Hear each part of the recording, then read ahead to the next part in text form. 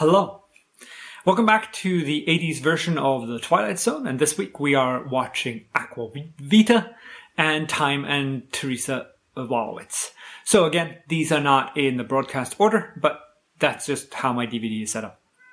So, Aqua Vita stars Mimi Kennedy, who is very recognizable. She does a lot of parts. I can't name a bunch of them off the top of my head, where she's actually starred as the main role, but I've seen her around.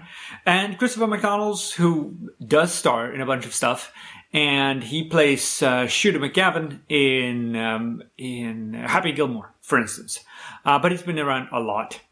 And it's about, water that makes you younger and all this stuff. We're not going to go into the plot, but there's some weird stuff about this. So, first of all, when they leave, the water tank looks like this.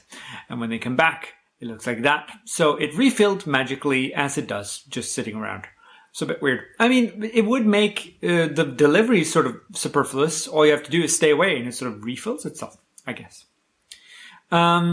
I was a bit surprised at how they handled the whole "we have to go home now" sort of thing, where she just sort of gets a shawl in front of her face and he just drives her home. Didn't he look at her like once in the entire drive? Does that not make sense to actually have a look?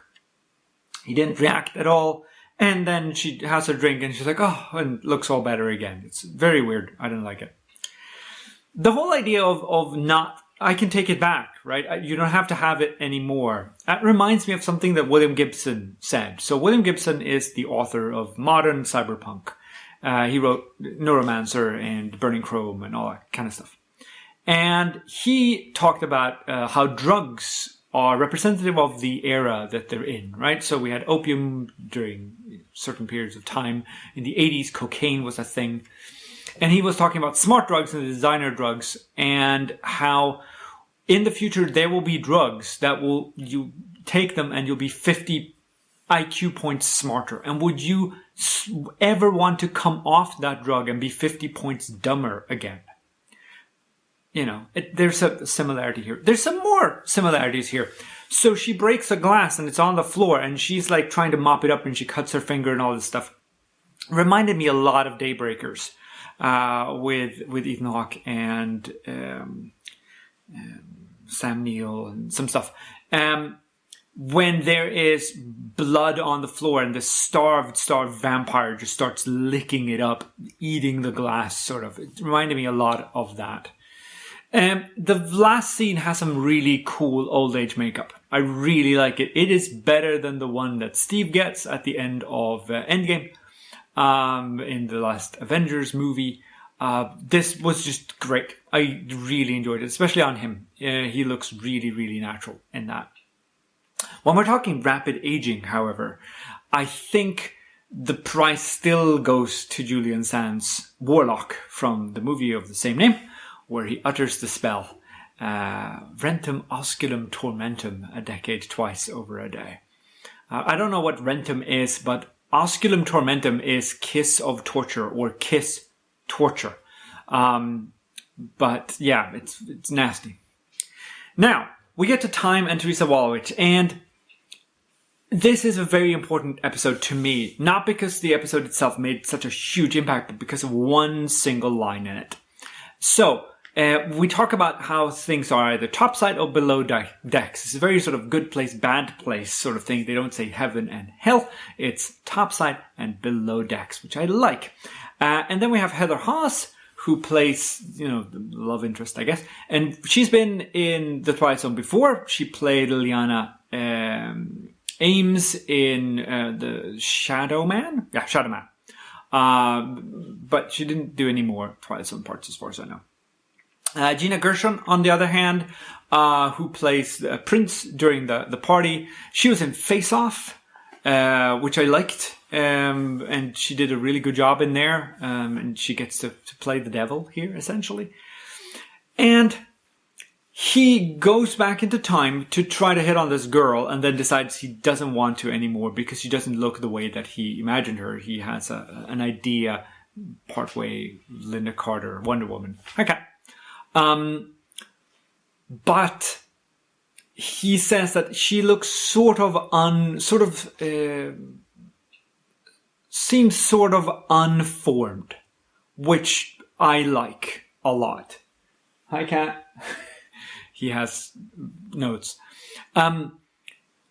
Sort of unformed speaks to me because I've thought about that a lot. Like, what happens if you meet the people you had a crush on when you were a teen? Like, if you went back, would they be the same as you imagine or remember them? I don't think so.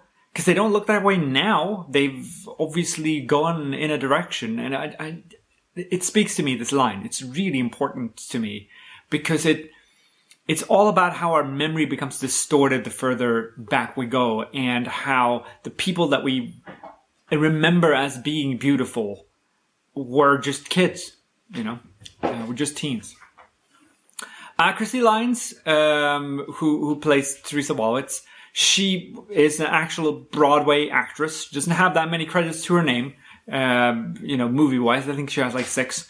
But her singing voice, oh my god. Like, this woman can sing. No doubt about it. Like, this is really, really quite good.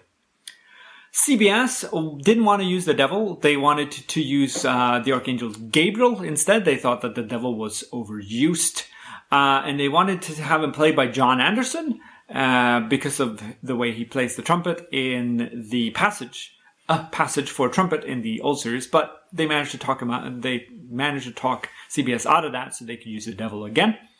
And they get William Goldstein to do the music, and he also does the stand-in for the actual piano playing. Now, one final note on this is that there is a story where a man is given the chance to go back in time. He can do whatever he wants. The devil says you can go back in time and do whatever you want.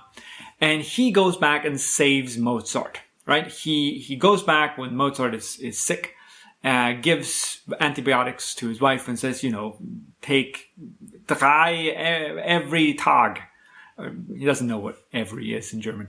And Mozart takes these drugs. He goes back into the present and goes, yes, now we're going to get thousands more symphonies. And the devil goes, sure.